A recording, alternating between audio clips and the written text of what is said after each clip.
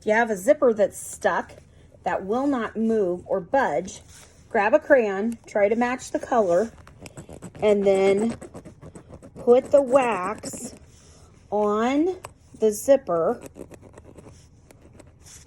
Watch what happens.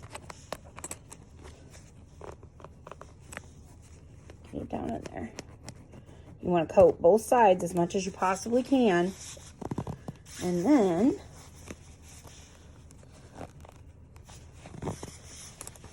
needs a little bit more. Coat it really good. The wax from the crayon makes it move. Oh, hold on.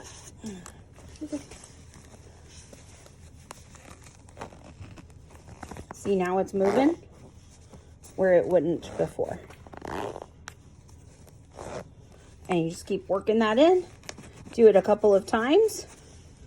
And your zipper works basically on any zipper like that. It'll work great then.